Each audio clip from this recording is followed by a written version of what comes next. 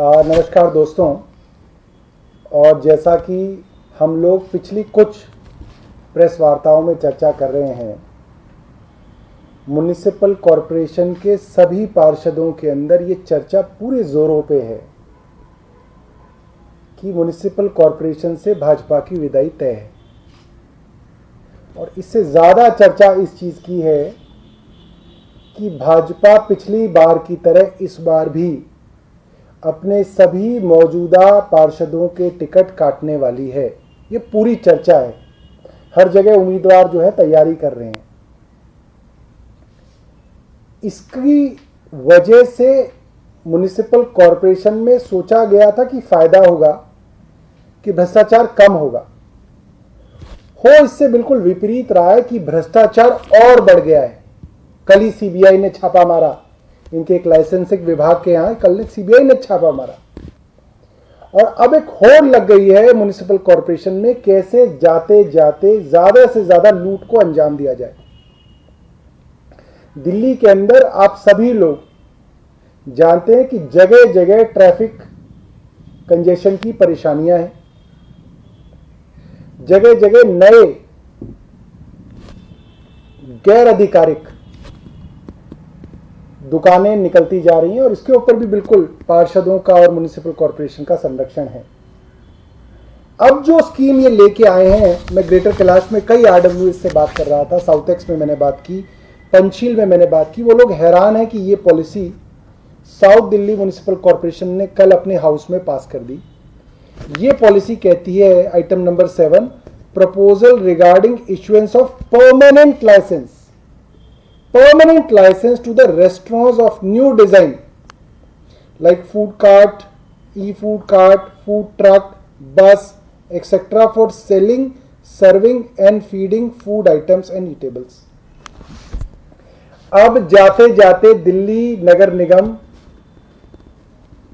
सड़कों पर और जो बची कुची नगर निगम की जमीनें बची हैं उन पर परमानेंट रेस्टोरेंट बनाने की तैयारी कर रही है और वहां लाइसेंस बांट रही है। क्योंकि जाते जाते और कमाई का धंधा जो है इनको नहीं सूझा, तो इन्होंने ये सोचा कि जाते जाते नए रेस्टोरेंट सड़कों पे और जमीनों पर खोले जाएं। और उसके अंदर एक और शर्त रख दी कि जहां पे भी रेस्टोरेंट खुलेगा उसका जो सर्टिफिकेट है वो वहां के पार्षद से लिया जाएगा। उसका पार्षद बताएगा कि किसको देना है, किसको नहीं देना है। तो जाहिर सी बात है, पार्षद को सीधा सीधा करोड़ों रुपए का फायदा पहुंचाने के लिए और म्युनिसिपल कॉरपोरेशन भ्रष्टाचार के लिए एक नई स्कीम लेके आया है। एक बात मैं और बता दूं, केंद्र सरकार ने एक कानून बनाया था, स्ट्रीट वेंडर्स प्रोटेक्शन एक्ट, जिसके अंदर 20 सालों से जो वेंडर्स सड़कों पे, सड़कों के किनारों पे बैठे हैं, उनको आइडेंटिफाई करना था, उनका सर्वे करना था। और जो लोग उस स्ट्रीट वेंडर प्रोटेक्शन एक्ट के अंदर आते हैं, एलिजिबल हैं, उनको वेंडिंग जोन्स के अंदर उनको दुकानें देनी थी। अगर ये भाजपा नए हजारों दुकानें, हजारों नए रेस्टोरेंट्स दिल्ली की सड़कों पे खोल देगी, तो ये लोग भी वही वेंडिंग जोन्स के अंदर लाइसेंस मांगेंगे। जो पुराने बैठे हैं उनको अभी तक वेंडिंग जोन के अंदर मिला नहीं है, नए और तैयार हो जाएंगे।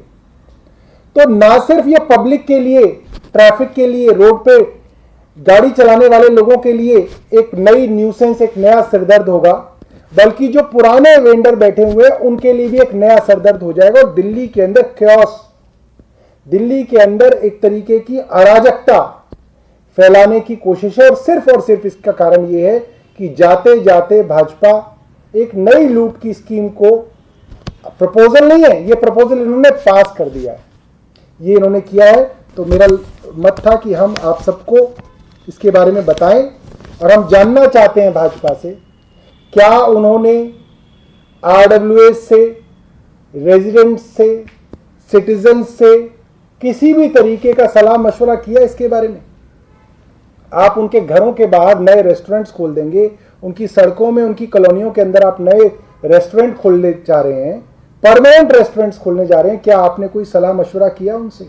तो ये जानकारी जो है हम चाहते हैं कि भाजपा और दिल्ली नगर निगम हमें दे और इस प्रपोजल को तुरंत वो रोके, क्योंकि ये सीधा सीधा पुराने वेंडर्स के विरोध में है और दिल्ली के लोगों के विरोध में है। धन्यवाद।